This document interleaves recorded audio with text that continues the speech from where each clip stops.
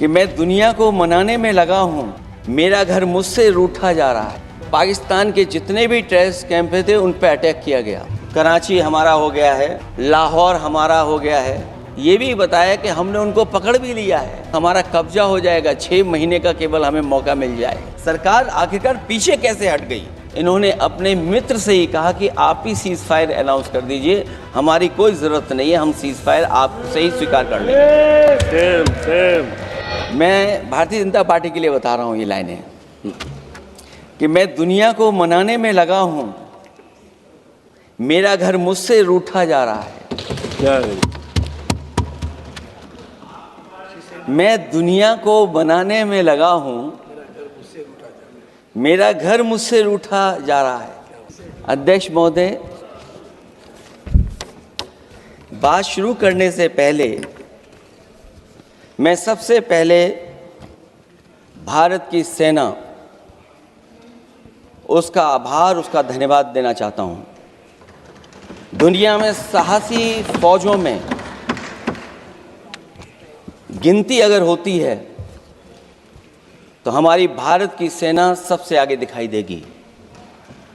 पाकिस्तान के जितने भी टेररिस्ट कैंप थे उन पर अटैक किया गया।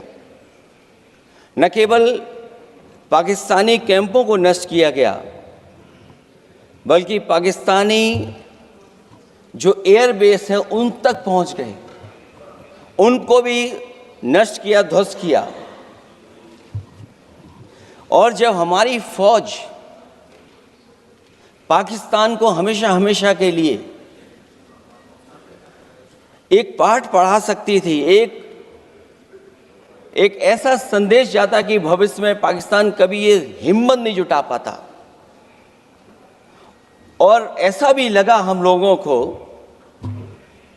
क्योंकि अध्यक्ष महोदय, जब हम बड़े बड़े राष्ट्रीय चैनलों को देखते हैं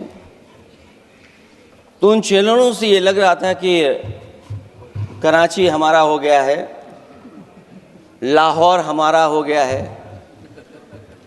किसी चैनल ने किसी को ये भी बताया कि हमने उनको पकड़ भी लिया है। जो कमेंट्री, जो विजुअल्स थे, वो ऐसा लग रहा था कि अध्यक्ष महोदय अब पीओके हमारा हो जाएगा।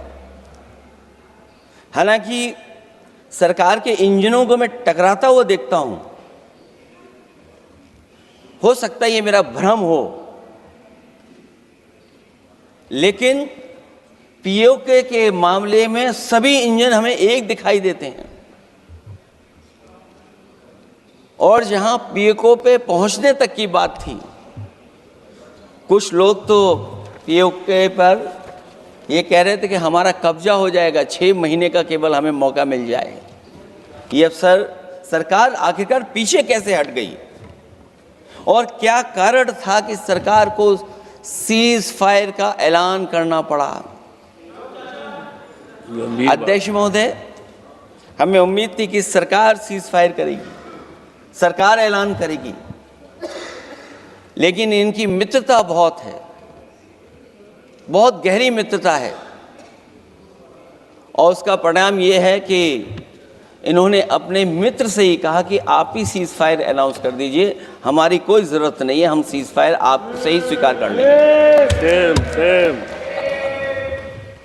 आखिरकार किस दबाव में ये सरकार स्वीकार कर रही है? वैसे तो अध्यक्ष महोदय, आज जिस विषय पर बोलने के लिए मैं खड़ा हुआ हूं,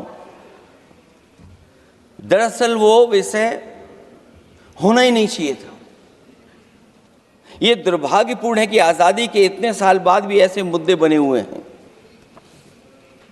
ये बात अध्यक्ष महोदय पक्ष विपक्ष की नहीं है, देश की सुरक्षा की है, जनता के जीवन और रक्षा की है। हम सब मिलकर के कोई ऐसी नीति रणनीति बनाते क्यों नहीं है जिससे सीमाएं हमेशा हमेशा शांत रहें। लेकिन पहलगांव की घटना ने साबित कर दिया है कि लापरवाही देशवासियों की जान ले सकती है। और अभी जब मैं सुन रहा था और बहुत ही उत्तेजित भाषा में जब जवाब मिल रहा था, उत्तेजित भाषा इसीलिए बोल रहे हैं कि जनता सम्मोहित हो जाए, जनता स्वीकार करने लगे। लेकिन सच्चाई ये नहीं है। आप कितना भी उत्तेजित बोलें, देश की जनता समझ रही है। ये सही है कि जनता के इमोशंस का लाभ आप उठा रहे हैं शासन करने के लिए। जनता का इमोशन का लाभ उठाती है सरकार।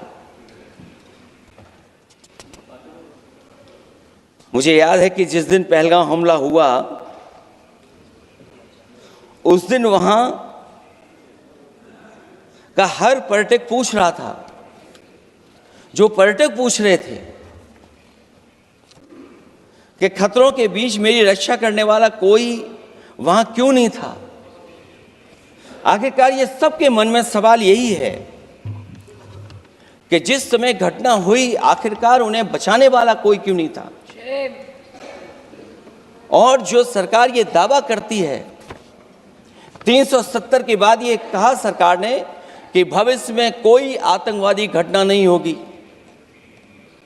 वहां टूरिज्म बढ़ेगा। जितने लोग वहां गए वो सरकार के भरोसे पे गए थे, वो सरकार के आश्वासन पे गए थे। और आखिरकार सिक्योरिटी लैब्स की जिम्मेदारी कौन लेगा?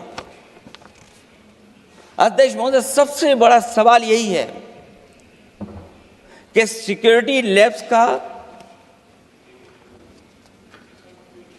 रिस्पॉन्सिबल कौन होगा, वो जिम्मेदारी कौन लेगा? और ये जो पहलगांव की घटना हमारे इंटेलिजेंस फेलियर की वजह से है। उन्हें मैदान को खुला छोड़ दिया। वो सरकार जानती होगी कि कितना समय लगा होगा फोर्सेस को आने में। आखिरकार वो जिम्मेदारी किसकी है? और फिर सरकार को ये जरूर बताना चाहिए कि सरकार क्या क्या कदम उठा रही है कि भविष्य में ऐसी घटना ना हो। क्योंकि पहलगांव से पहले पुलवामा भी हुई, और पुलवामा में भी यही बात रखी गई थी कि इंटेलिजेंस फेलियर है।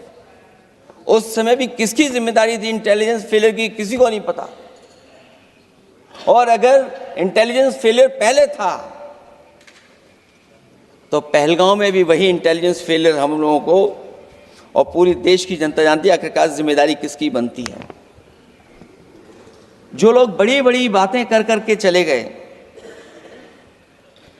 कम से कम देश के सामने एक सबसे महत्वपूर्ण सवाल, उसका जवाब सरकार की तरफ से आना चाहिए। क्योंकि हमारी सीमा पर जो सुरक्षा है, जो रक्षा करने वाले हमारे सेना के लोग हैं, वो हमारी सीमाएं सुरक्षित रखते हैं। लेकिन हमारे भारत का क्षेत्रफल क्या है? और सरकार को कम से कम ये जानकारी देनी चाहिए सदन को, देश की जनता को, कि जिस समय सरकार में ये भारतीय जनता पार्टी आई है और आज जब हम सदन में चर्चा कर रहे हैं तो हमारे भारत का क्षेत्रफल क्या है? कम से कम क्षेत्रफल पता होना चाहिए। क्योंकि जब हम सवाल पूछते हैं, और जो सवाल पर्यटक पूछ रहे थे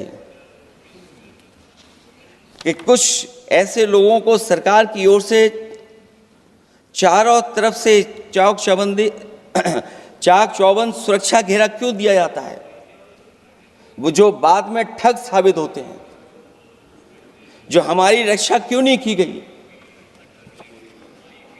पहलगाम के दूसरे दिन की जिस तरह की राजनीतिक कार्टून, क्योंकि जिस तरह का लाभ लेना चाहते हैं भारतीय जनता पार्टी के लोग, हम सब ने देखा कि पहलगाम के दूसरे दिन ही जिस तरह का राजनीतिक कार्टून भाजपा के ऑफिशियल हैंडल से पब्लिश किया गया और हमारे द्वारा घोर आपत्ति किए जाने पर हटाया गया, उसने साबित कर दिया कि भाजपा के लोग भी जानते हैं कि दुख की इस घड़ी में उन्होंने देश की भावनाओं के साथ बेहद शर्मनाक खिलवाड़ किया है।